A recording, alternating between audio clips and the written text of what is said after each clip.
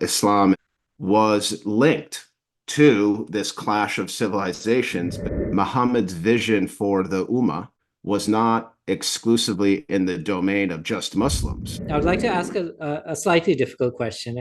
If we were to hypothesize about the Prophet Muhammad's religious background prior to his ministry, which camp would he most likely fall into? Would it be Nestorian Christianity or Arian Christianity, or perhaps the Jewish Christian sect that James the Just had? So this is fascinating to me.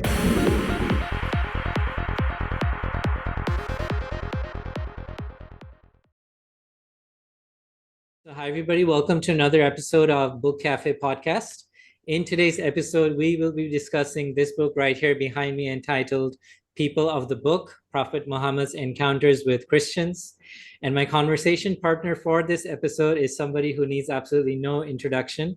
For those of you who have been with the show for a while, will instantly recognize Professor Dr. Craig Considine from Rice University. And I'm extremely pleased to have him back for today's episode. So, Craig, first and foremost, welcome back to Book Cafe Podcast. Greetings, my friend, and it's good to be here. It's good to see you again after our session in my class at Rice online. So thank you for that. Oh, not a problem. Yes, and thank you so much for having me. It was a wonderful session, and I really am thrilled to have had an opportunity to talk to your students and to vicariously, feel what you must feel when addressing your students and imparting all of your knowledge onto them. So, but I'm getting ahead of myself. So let's come back to you and what you've been up to. So just before we started, I believe that you mentioned that you were coming up with a new book later this year. Would you like to tell us a little bit about that, and then we'll dive into this one right here? Yeah. Sure. So I have submitted my manuscript to Polity Press in London. That's the publisher of my 8th book, which is called Beyond Dialogue, Building Bonds Between Christians and Muslims. And it's, of course, about building bonds. And I deploy my acronym of DEUCE, which stands for Dialogue, Education, Understanding, Commitment, and Engagement. And I argue that when Christians and Muslims engage in DEUCE together, society flourishes. And we actually see a synthesis of civilizations where Christians and Muslims and other communities too, who work with them, unite in a civic manner. So they're not uniting to create a new religion. They're uniting to create a civic-oriented community. So I'm very excited about the book. It's historical, it's contemporary, it's relevant, it's relatable and contemporary. So I'm excited. Absolutely. And of course, we'll all wait with a bated breath for that to come out. And I'm sure it's going to be another runaway hit like all of your I hope. books usually are. So inshallah. Hopefully, Okay, yeah. absolutely. Okay, so great. Let's come back to people of the book. So a couple of things that really stood out for me in the book is the fact that you reference a lot of other books and other authors. And I just have a list of the books that you've referenced in this book right here in front of me. So let me just read it out. So you've referenced The Islamic Jesus by Mustafa Akyol, Muhammad, the Biography of the Prophet by Karen Armstrong, Muhammad, the Prophet of Our Time by Karen Armstrong, Muhammad, Prophet of Peace Amid the Clash of Empires by Professor Dr. Juan Cole, Muhammad and the Believers by Fred Donner, Muhammad, His Life Based on the Earliest Sources by Martin Lings, and What the Quran Meant and Why It Matters by Professor Dr. Gary Wills.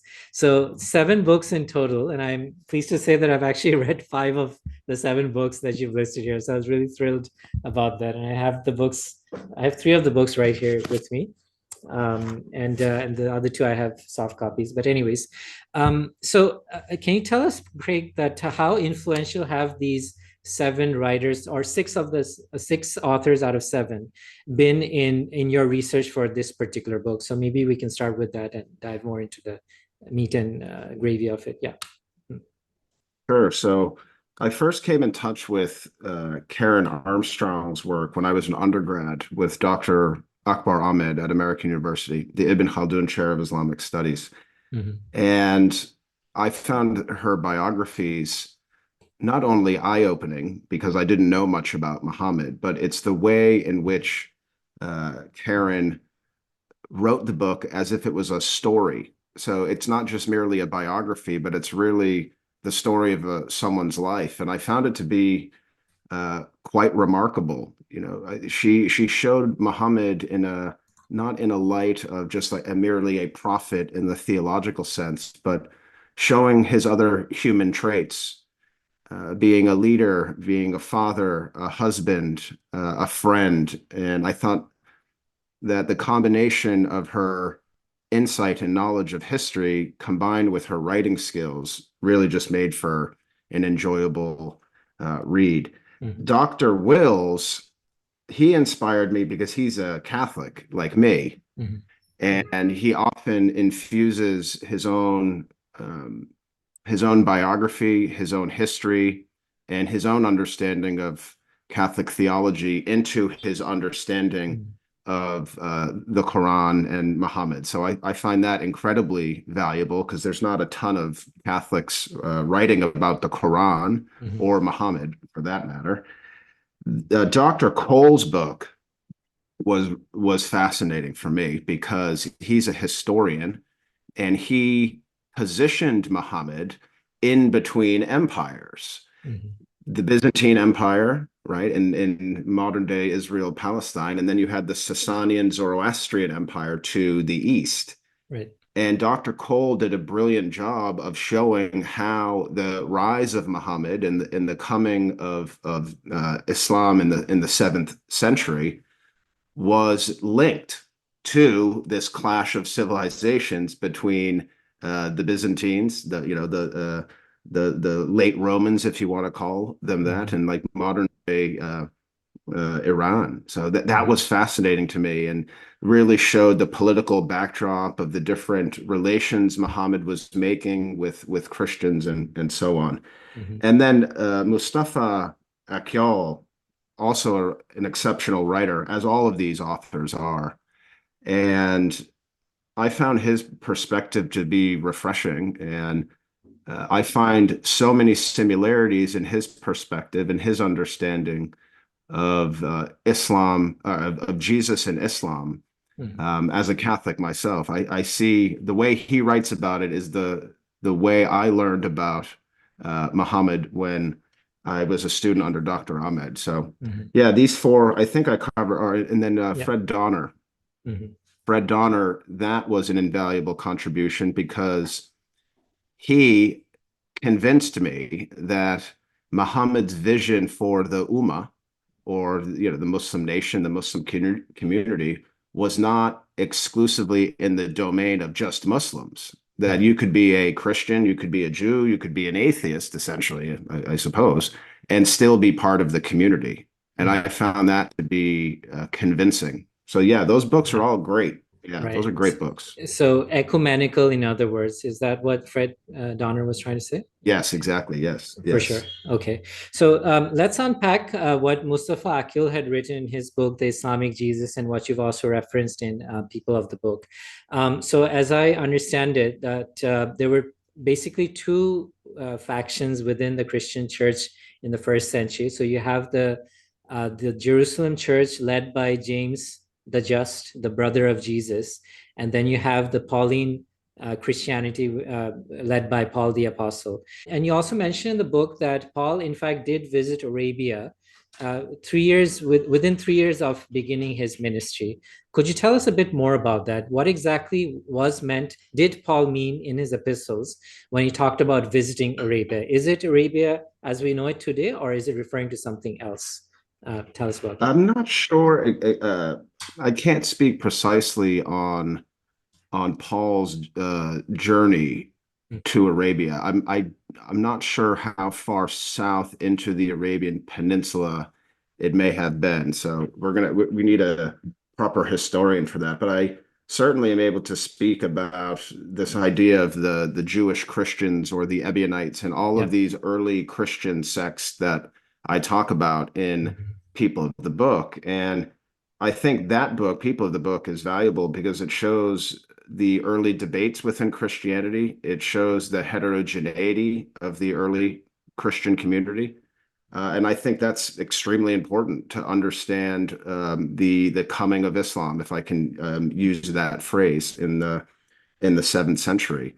Right. And I talk in the book that some of the early revelations that Muhammad was receiving about Christianity, related to Christianity, would have been accepted by earlier Christian communities. So in the book, People of the Book, I also make reference to all of the different councils throughout early Christian history that dealt with the divinity or lack thereof of Jesus. And we know, of course, coming in the 7th century with revelations in Muhammad, he's essentially saying, he was questioning and perhaps even saying no in terms of Jesus's divinity, which I think most scholars would say that that is true. So this is fascinating to me. So it made me wonder in writing this book, as Muhammad was engaging in his kind of everyday life as a businessman, as a trade caravan businessman, if you want to call that, going up north to Jerusalem and elsewhere, was he encountering different Christian communities? Not just Christians, but what different Christian communities could he have interacted with, and how could they have shaped his understanding of Christianity in light of his revelations? So it's fascinating to dive into this early Christian history. Before writing this book, I knew about the Unitarian Christians, the Ebionites, the Jewish Christians, but you have to study 600 years of history to understand the coming of Islam in relation to Christianity. Yes, absolutely. And so early Christianity was extremely diverse, but by the time we get to the 6th, 7th century, Craig, was Christianity pretty much a monolith, or was it still very diverse during the Prophet's milieu? So perhaps you could tell us a bit about that. Well, certainly globally, it was diverse. Like when I think of 6th, 7th century in Ireland, that's not too far away from St. Patrick in the 5th century, and they were practicing, at least in Ireland, a very kind of unique Irish form of Christianity that may not have been accepted in Rome. Then, of course, you have Rome, you have the Vatican, and then you have this is like late Roman imperial rule in Rome. We know in the 4th century, Constantine moves the Roman Empire to Byzantium, which is modern day Istanbul or Constantinople, and they were practicing a different form of Christianity, and then Rome, of course. So yes, it was extremely diverse around the world, and in the area, there were plenty of different sects. Obviously, the dominant tradition at the time of Muhammad's life was Greek Orthodox. But there were also all these little splinter groups that were kind of considered perhaps heretics, or indeed considered heretics. Christians that have been blaspheming against God and against the church. And I talk about this in the book, like with the Council of Ephesus in I think it was 451, I believe, Council of Ephesus, and this was fascinating to me because it was a debate between those who were calling for Theotokos, Jesus being the Son of God, they were debating Mary. Right, Mary. They were debating who Mary was, and whether she was the birth giver of God or the birth giver of Christ. So Theotokos versus Christokos, right? Have I got that? Yes. Okay. Yes, correct. Yeah, that is correct. And those who lost the debate were, see you later. Like you gotta leave the territory. And a lot of them probably found solace in the beauty and the not the lack of civilization. That's certainly not the term, but it's the barrenness of the Arabian desert at the time. And they had all these little oases, like even the Saudi and the UAE government, even in recent years, like they've started excavating some of these churches in the Gulf area, right? So I think everyone needs to, not just Christians, but Muslims need to know about these different Christian communities that were present at Muhammad's time too. It really gives you a better idea of the environment and the history. Yeah, absolutely. And I think that these books that you've referenced, including Mustafa Akhil's one, Emran El-Badawi also wrote a book called The Quran and the Aramaic Gospel Traditions, we're very privileged to have had him on the show as well. It all speaks for how diverse the 6th century Christian communities were with regards to the different factions and their beliefs and how they all interacted with each other and what role the Quran and the Prophet Muhammad had to play in this milieu of so many different factions and warring people who are trying to look for the souls of the faithful, is what Emran El-Badawi had said. So I think that's a pretty good way of putting it. But let's come back to people of the book and talk about some of the main characters that you've referenced in the book. So let's talk about Bahira, Nestor, and Waraqa ibn Nawfal. So perhaps we can start with Bahira and Nestor, because these were two Christian characters that the Prophet had come across as a young man. So perhaps as a preteen, perhaps maybe at 12, 13 years of age. So let's start with Bahira. What can you tell us about Bahira the monk? Yes.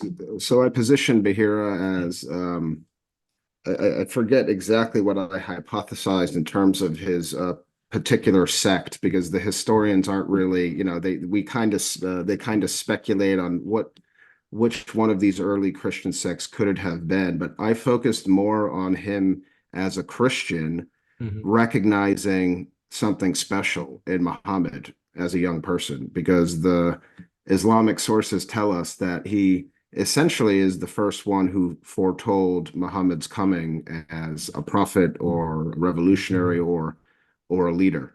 Yeah. And that's extraordinary. And I think all of us as humans, like, we have these moments where you see something special in someone, like it could be the way they treat people, it could be just their general presence, it could be how they speak, or whatever it might be, whatever their talents are. And it was Islamic sources tell us that it was actually a Christian that is the first one to recognize the greatness. And I think that's important, not for Muhammad's sake per se, to legitimize his prophethood, but I think it's a good lesson for all of us. Like, you can see greatness in other people outside of these rigid identity categories. Right. Waraqa is also a very, very interesting character. I think in the book, I mentioned that he may have been an Ebionite, but I also speculated elsewhere, like the Islamic sources say that he had a good command, perhaps of the Torah, right? And he had this kind of ancient wisdom. Some even say he may have been the Christian leader or representative of a perhaps small Christian community, even in Mecca or Medina, in the surrounding area. Yeah. He was a leader. We know that. We know he was the uncle of Muhammad's wife, Khadija.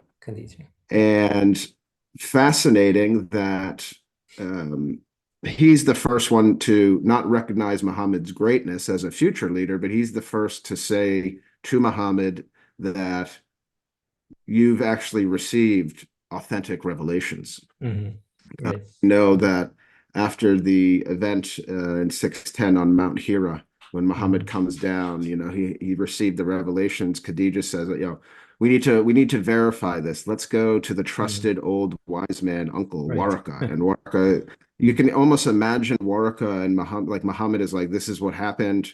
And Waraqa is asking questions, and he's kind of perhaps comparing what Muhammad is saying to his knowledge and his wisdom, and wondering, like, is this plausible? Could this have been real? And Waraqa says, we think so. And then we know that history spoke for itself. Within 4 or 5 years, you have a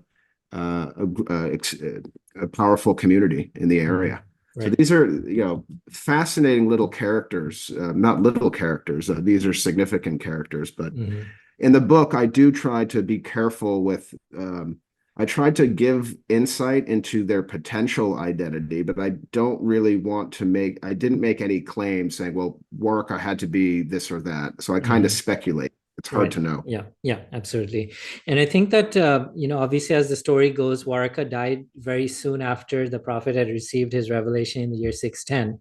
And then a couple of years down the line, when the Muslims had become a bigger community, and there were some who were trying to make polemic jabs at Waraqa, saying that, he had never converted. The Prophet actually came to his defense and said, wait, don't make fun of him, because I saw in a dream that he has one or two gardens in heaven. So I think that even at Yes. that late stage of his ministry, the Prophet was adamant that he would hold on to his pluralistic worldview, and he wouldn't allow Yes. anybody to make fun of Waraqa. So I think that that's quite remarkable. Wouldn't you say so? Yeah. Yeah, I mean, absolutely. It goes back to my point earlier Yeah. too, of like, yeah, we judge people by their character and conduct Hmm. and their piety, Absolutely. not what they might think or Hmm. might feel. Like Hmm. you look at real world actions, and Waraka was obviously someone Muhammad admired. Yeah, absolutely. So, Craig, we missed out on one of the characters. So, Nestor, I was very interested to know more about him because you mentioned in the book that he was a follower of Nestorian Christianity, which I think in later years historians now refer to Nestorian Christianity as the Church of the East. Would you be able to tell us a bit more about who was the historical Nestor, or what information do we know about him and his beliefs? So, do please tell us about that. So I believe, if my memory is correct, Nestor was part of the debate during the Council of Ephesus. Mm. I believe. Yeah. It's been 3 years since this book has been written. It's funny. I'm almost like I used to know this stuff down pat, and take a 3 years, you start forgetting the details. But I believe Nestor was he lost the debate in the Hmm. Council of Ephesus, I believe, Yeah. in Mhm. 431. Yeah. So that means that the church is basically amplifying Jesus's divinity through Mhm. Mary. Yeah. And this is not the beginning, but the kind of stamp on the acceleration of Jesus's divinity throughout Christianity. And then, you know, 200 years later, basically, Mhm. you know, Muhammad dies in what, 632-ish. Scholars typically say 632. And then Muhammad comes with a position that is closer to Nestor than it would Mhm. have been to the victors of the Council of Ephesus. Mhm. So folks say that the Nestorians were on the run. They were banned from Constantinople. Mhm. They were gradually pushed out, and again, they could have ended up Mhm. around the Arabian Peninsula. Mhm. And some historians, archaeologists, and scholars have posited that some of the archaeological sites around UAE may have been early, you know, Nestorian. Mhm. But Yeah. I don't, I think these sites have been recently, some of them have been recently excavated. I know some Excavated. Yeah. Mhm. yeah, much older. Like they go back, they were excavated first in the 1970s. So this is fascinating to follow Mhm. the archaeological evidence and to match it up with the knowledge that is in People of the Book, Mhm. which I wrote there, because it's hard to mess with archaeology, Yeah. you know, because Yeah. it's almost like a harder science, if that makes sense, right? It's like the primary sources, right? Absolutely, and Artifacts. it definitely, and archaeology, as you said, is hard science. So it's the scientists and the archaeologists are digging up new things from the rocks every single day. But I will share one piece of information which I got from Gabriel Said Reynolds and Emran El-Badawi in previous episodes, and they mentioned that by the year 500 AD, there are no more pagan inscriptions that were uncovered in Mecca, and most of the inscriptions going forward from that point onwards were mostly some Jewish, but mostly Christian inscriptions. So, one speculates that these people were either card-carrying Christians or the pagans didn't know how to read and write. So perhaps Interesting. yeah. So perhaps Mecca wasn't as pagan as the tradition, Islamic tradition wants us to believe. So there could be something going on there that's quite interesting. But the reason I ask Craig is because I would like to ask a slightly difficult question, and this is just me as us talking as historians and leaving aside the theological aspect of it. If we were to hypothesize about the Prophet Muhammad's religious background prior to his ministry, based on your knowledge of both Islam and Christianity, which camp would he most likely fall into? Would it be Nestorian Christianity or Arian Christianity, or perhaps the Jewish Christian sect that James the Just had been following some 600 years prior? So, what would be your take on that? I mean, I think it can be, I think it could be any of those. It could be any of those. It could be all of those. Hmm. Okay. It's hard to pinpoint exactly who Muhammad met with in his travels, in his deliberations, in his business work. I think it's hard to find that hard data. Hmm. But I think for certain, one thing that I think I can say with some confidence is that he was conversing with Hmm. them, Right. meeting them, and it's quite interesting to think like what might have they talked about. Like Hmm. Yeah. this is before Muhammad's revelations, but I think certainly Muhammad was curious. Hmm. I think he was a seeker.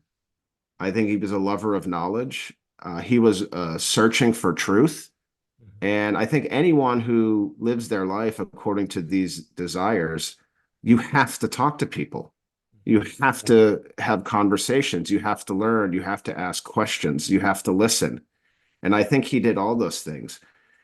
I would love to see too, have historians said anything about his potential interactions with non-Christians in the area, or even non-Jews, Hmm. or Yeah. other groups. Like I think especially up in going up to like Damascus and like that region, like who did he meet along the way? Obviously Hmm. some Bedouins and stuff, but Yeah. it's fascinating but it's frustrating because it's hard to find the hard data to confirm Hmm. um, all of these encounters that he may have had. And I go back to the importance of archaeology. I think archaeology will get us as close to possible To the to historical Muhammad, right? correct. Okay. Okay, awesome. I just wanted to make mention of two other books that I had the pleasure of reading. Sidney Griffith, the renowned biblical Quranic scholar, he wrote two books. One of them was called The Bible in Arabic, and the second one was called The Church in the Shadow of the Mosque. And I think that pretty much the gist of both these books was that, 7th century Arabia, you couldn't seal it off in a vacuum. So there was always this interaction between different communities, exactly what you said in the book. And so, going up to Damascus, most likely the Prophet, while he was going up there with his uncle Abu Talib, probably had spot translations done of the liturgies or the lectures that were being given in the Syriac churches. So, but who knows? Mm. It's an interesting debate. Brilliant though. Yeah, Yeah. I think absolutely. I Yeah. quoted You did. Griffiths. Yes, you I think did. so. Yeah. You Yeah. did. I You did. mean, Yes. yeah, he's a historian, right? Yeah, he's a Is he a historian. Yeah, historian? Yeah, he's a great he's historian. a Yeah. great Yeah. historian. Yeah. Fascinating stuff. I remember Yeah. reading that and I was like, oh man, he's getting close. He's getting He's close getting to the close. Yeah. truth. Yeah. Absolutely. Okay, so let's come to two other personalities that you've mentioned in the book, Craig. So one of them is Salman the Persian, and the second is the Emperor Heraclius. So in fact, let's just do it back to front. Um, Emperor Heraclius, he was the leader of the Byzantine Romans during the Prophet's milieu. What exactly was the relationship like between the Byzantine Romans and the nascent Muslim community? And let me just preface it by saying that in the year 605, I think it was actually 615, sorry. There was a Quranic verse which stated that the Romans have lost a battle in a land nearby against the Persians, but they will be victorious very soon in a couple of years, and with God is the victory, etc., etc. So it seems as though that the Quran is not just a book about moral laws and lessons, but it's also very interested in the geopolitics of the time. And like you just mentioned, the Persian Sassanids versus the Byzantine Romans, and you have the Arabs down south who are just watching the two empires go at it, the two superpowers. So were the Muslims more aligned towards the Byzantine Romans, do you feel, or were they more aligned with the Persians? So do help us understand that. Good question. I think like obviously theologically, the early Ummah would see itself more in light of the Byzantine theology. Right. I would think naturally, Mhm. but we know in I think what 629 or 630, it's the start of the Arab Byzantine wars. Right.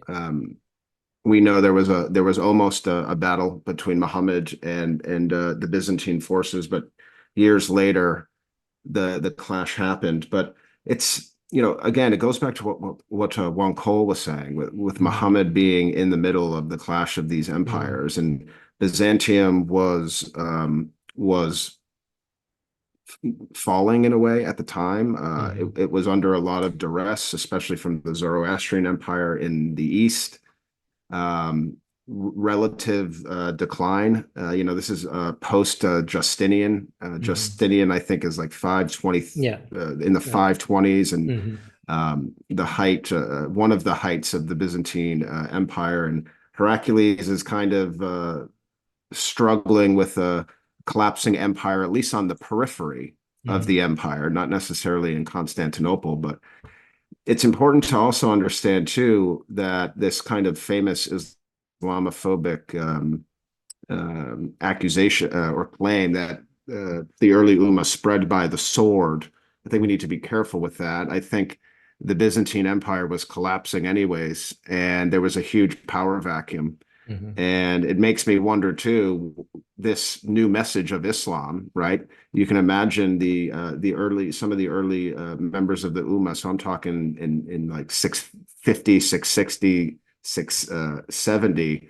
They're expanding their reach outside of the Arabian Peninsula, and the Byzantine Empire is not there. They're not governing.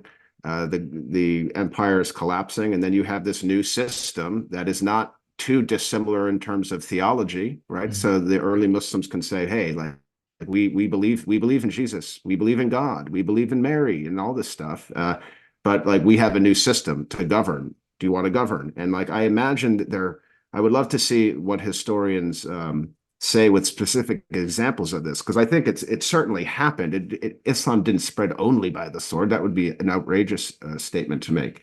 Yep. So 614, I think, was the year that the Byzantines lost Jerusalem, Right. Yep. and Muhammad would have heard about that, and Mhm. it would make one wonder, like, where did he lean Mhm. at the time? Was it closer to the west or to the east? Right. And I feel like, to be honest, like he leaned closer to the west. We Mhm. say that now, like even using this term, Muhammad leaned Mhm. towards the west. It's like, uh-oh, you could get in a lot of trouble for that. But Mhm. in many ways, natural allies. And Mhm. I'm sure what led to wars was not religious differences. I certainly think we can agree with that. It was Yep. unfortunately the ego Mhm. and power Yep. and land and resources and greedy leaders Yep. on both sides, on all sides. Yeah. On our side. Oh, yeah, absolutely. So, in fact, I'll just put an addendum to what you just said that after the Muslims, the Arab Muslims had taken over a lot of the territory, they were still not the majority population for the next 300 years. This is again from Sidney Griffith's books, which shows that they were more interested in ensuring that they were filling up their, their coffers, the taxation Yeah. of their non-Muslim citizens because they were in a higher tax bracket was more important to them than actually getting more converts. So proselytizing took a back seat to making sure that people paid up their taxes. So an interesting Makes sense. Yeah. Yeah. okay, so and so so the second person that we alluded to, Salman the Persian. So tell us what makes him so interesting and what decisive role did he have to play in the year 627 CE during the Battle of the Trench? Yeah. Yeah. The Battle of the Trench. He basically built he was the lead engineer Hmm. of the trenches, and he was also, I believe at the time he was Muslim during the Battle of the Trench, but he was previously not, if Right. I'm correct. So You're right. Yes.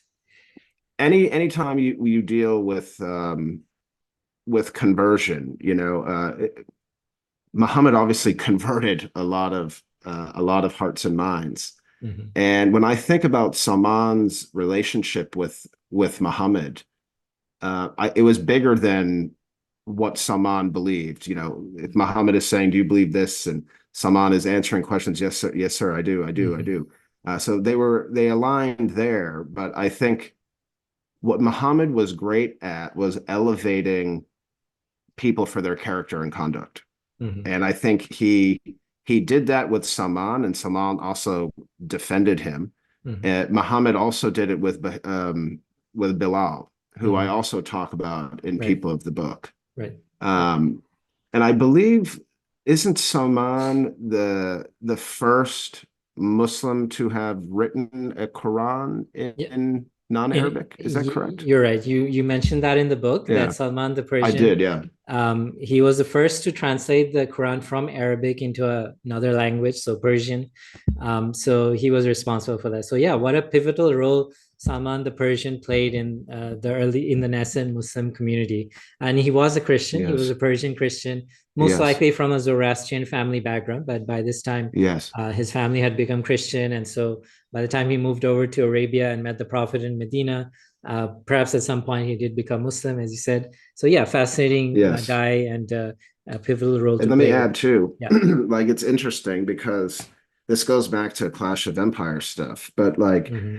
we can imagine that the Christian community in the Sasanian or Persian, whatever term you Mm-hmm. want to use for this empire, were the minority Mm-hmm.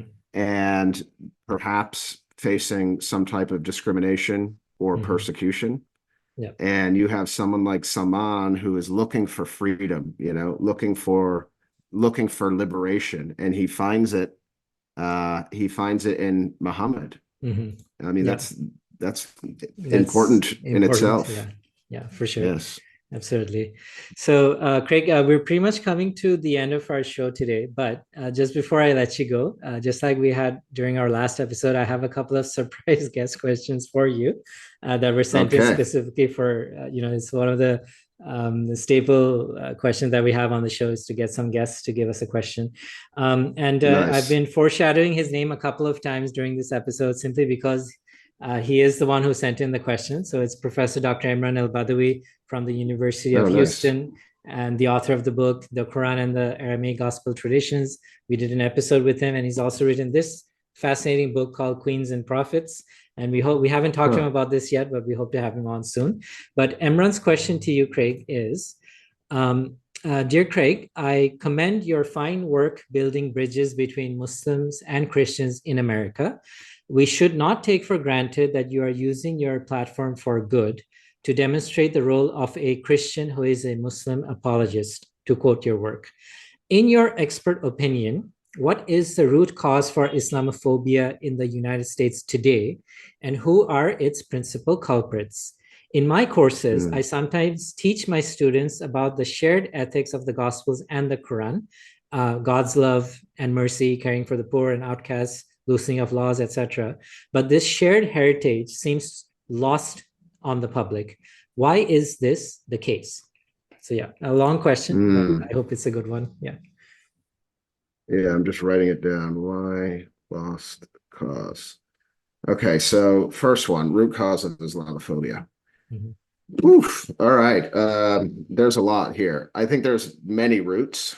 Mhm. There's definitely many roots to it. I think the two that stick out for me, and I've been saying this over the years, it's ignorance. And by this, I mean lack of knowledge. I don't want it to necessarily have a negative connotation. When you call someone ignorant, it's kind of, it has a nasty connotation, but it's a general lack of it's a lack of knowledge. Mhm. So this means essentially like good data. People don't have good data on Islam and Muslims in this country, and this is due to a lot of different things.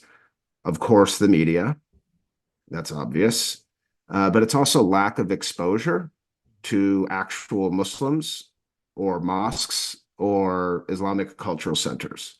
And that is just the lay of the land in the United States. Right. A significant chunk of this country is rural. I mean, where I live in Texas, it would take me quite a bit of time to actually get to a mosque. So I think people just aren't familiar. So the combination of lack of good data, lack of knowledge, and lack of exposure Mhm. uh, is not good.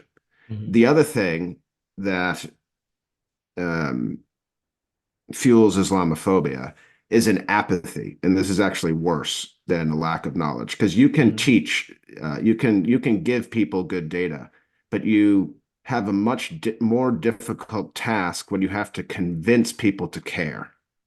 Right. So this is a much bigger issue. Like this is a spiritual issue. This is like a civilizational issue. How do we get people to care about, how do we get Christians to care about Muslims? And honestly, if we were to put it into a global context, how do we get Muslims to care about Christians as well in other parts of the world? So it's relational, right? Yeah. So that's a major issue. In terms of who fuels it, again, there's a lot of different arsonists on this one. Again, the media, the nature of the media is not conducive to any type of peace or bridge building. It's about money. It's about ratings. It's about clicks. We know that. Of course, the self-serving politicians who manipulate, they're often ignorant as well. And I don't want to put the blame entirely on like the non-Muslim population, but like no group is perfect. Every group has some bad apples, like for instance, what we saw in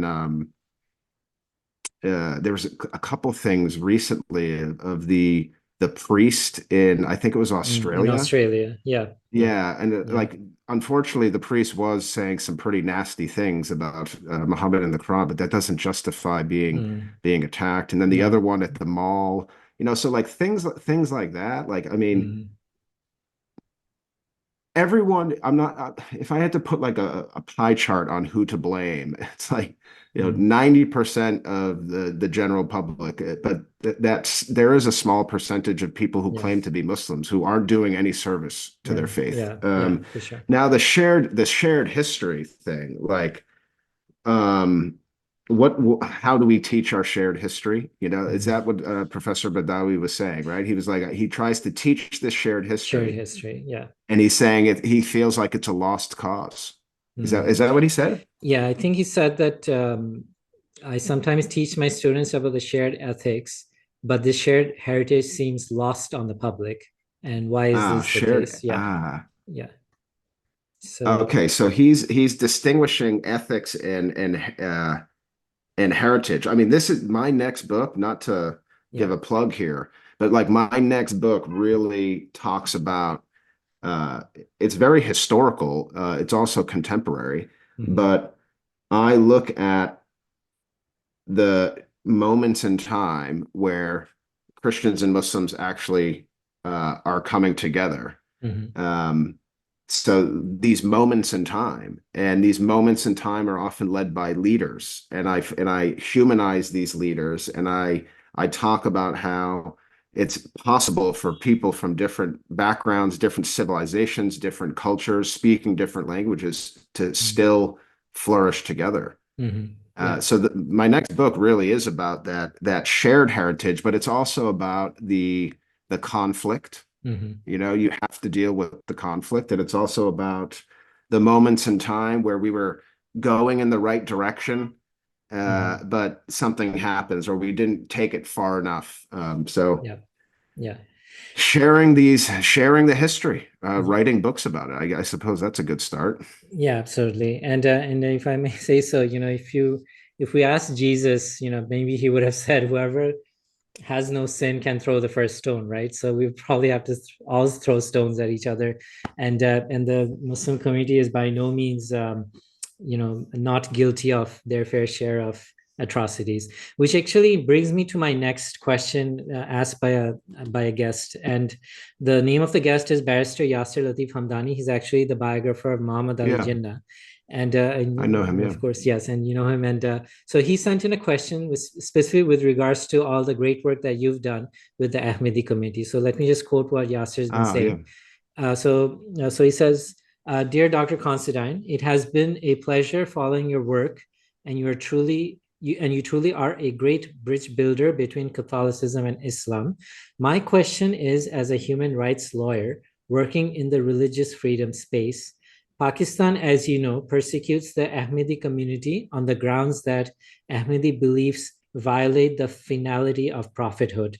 Given your extensive knowledge of the Prophet Muhammad's life and Islam, I would like to know if the Prophet decisively put an end to the idea that there could still be communication from the divine to the mortal world through Nabuwat after him, or is this concept, i.e., the idea that all such doors are closed, of later origin? These are, believe it or not, litigious issues in theocratic Pakistan today. I would love to know your thoughts on it as an impartial scholar of Islam. So Yeah, another long fascinating question. Yeah. Okay. I mean, I definitely think, if I'm thinking rationally and reasonably, I definitely think Muhammad thought that he was the final of something, of some type of chapter. And the Ahmadi perspective is interesting to me in light of my own ideas of prophethood, because essentially what they're saying is like he was the final law-bearing prophet. So like no other prophet is going to come with another law after me. Their tradition doesn't say there's going to be more prophets after him, because the Ahmadiyya position is just saying, well, the Quran is clear, Muhammad was clear that the Messiah is going to come, and they think the Messiah came, and they pass down that Messiah title to all of their leaders. Similar to, I think in some ways, I don't want to make a broad comparison, but similar in some ways to like the Mormon church. So I do think, I do think Muhammad, I mean, it's pretty clear that he was saying, I am the final prophet, but like if it might have just been law bearing, I don't know. It's impossible to say like what he thought. But this issue of prophethood fascinates me, because I've gone on record saying as a Christian that Muhammad is a prophet. I definitely believe he's a prophet, but for me, it's hard to say that there cannot be any more, because like that's only up to God. I don't know what God has decided. Like God to me is very active. He's active. And if what happens if he feels like there needs to be a new prophet? I don't know. Certainly reasonable and rational to think as such, and I think it's healthy for one to think as such. It comes with some humbleness. I think anytime we try to start playing God, I think we run into our egos, and these egos kind of hijack our senses and our rationality. It's a fascinating question that Hamdani has offered, and I think I nailed it in the sense of saying, Muhammad thought he was putting the nail on a certain law of some sort, but whether he thought that there would be no one after him, I don't know. I don't know. I consider him to be a humble man, and one who follows the whims of his creator. I don't know.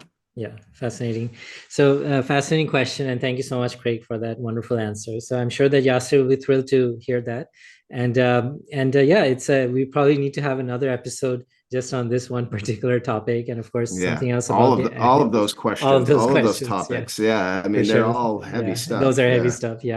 Okay, so on that note, let me just conclude by saying that for our viewers and listeners who have been with us all this time, thank you very much for staying till the end. If you are watching this on YouTube, please be sure to subscribe to the channel and hit that bell icon, and also put a like on the video. It really helps with the algorithm.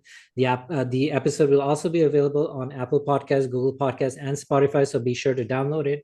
Let me just grab the book from behind me. So the book, once again, is People of the Book, Prophet Muhammad's Encounters with Christians by Professor Dr. Craig Considine.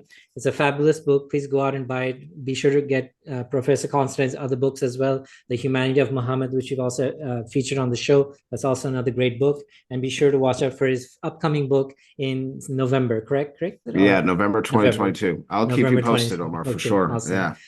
Craig, it's been wonderful. It's always a pleasure to talk to you. Thank you so much for sharing your knowledge with us. Thank you, sir. Really hope to have you back for a future episode. Thank you. Always a pleasure. Okay. Take care.